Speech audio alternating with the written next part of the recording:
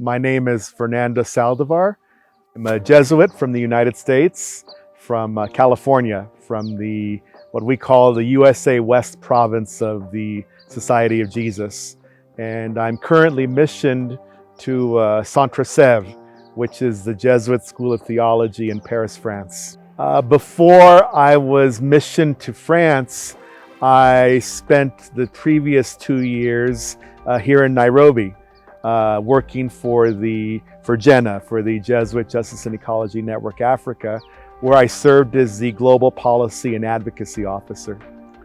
I think what this meeting is trying to accomplish is to bring together various faith leaders from across Africa, from East Africa, West Africa, Southern Africa, and not just Catholic clergy, not just priests, not just religious sisters, but also members of the Muslim community, other members of Protestant communities, in a way to see how we can begin to do advocacy work together with an eye towards addressing some of the problems in Africa regarding sustainable development, regarding debt, regarding poverty reduction.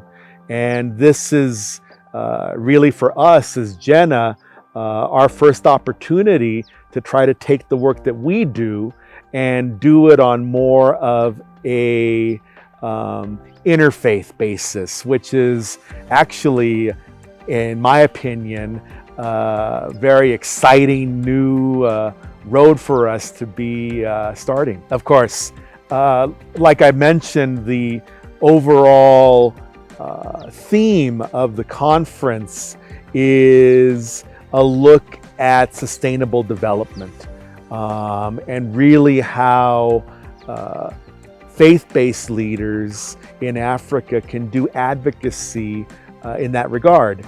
And what my keynote address examined was the fact that many of the problems facing Africa today, which at one time we might have thought of as simply local problems, are in fact today global.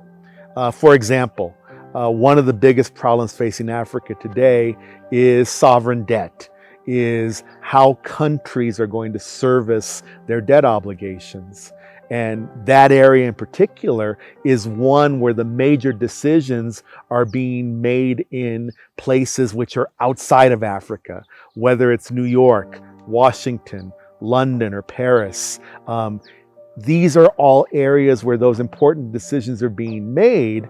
And one of the points that I raise is that those areas are precisely where we as faith leaders have to be today. That's where we have to do our advocacy.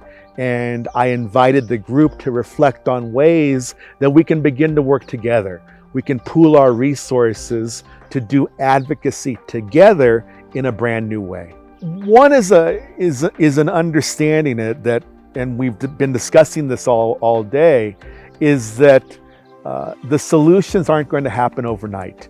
And while that's not a reason to lose hope, one of the things that will move us forward, hopefully, is precisely what we're doing here today, which is laying the groundwork for religious leaders across various denominations, across various traditions, to work together.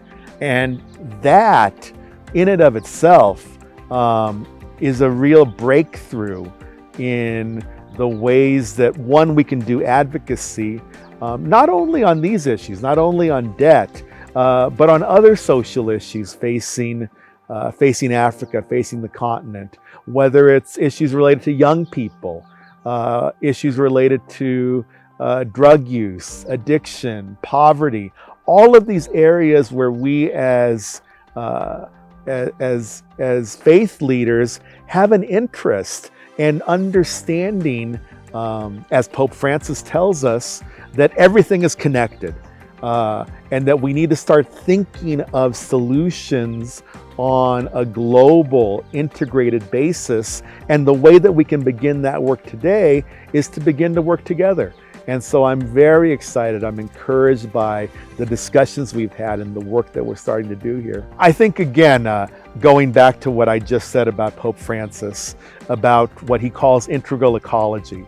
And what he means by that is that everything is connected. So issues that you normally wouldn't think are connected. So for example, poverty and the environment, climate change and debt, disarmament and the role of women and girls in society. All of these are connected.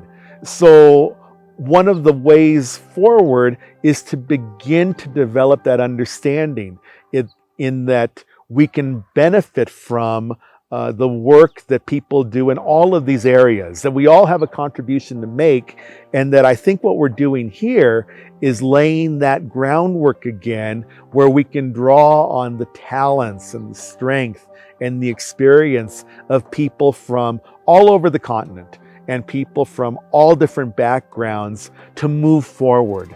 And I'm encouraged by the discussions we've had and the way that people are excited to do this type of work that we're proposing. Definitely, I'd like to take this opportunity to extend my heartfelt thanks and my appreciation to Caritas, to Jenna, and to Jubilee for this opportunity again, because their work in bringing this conference to fruition is another example of the power of working together, of understanding that we're able to accomplish much more and to further our own work in such a beautiful, wonderful way when we work together. And these three organizations have given us a fine example of that today.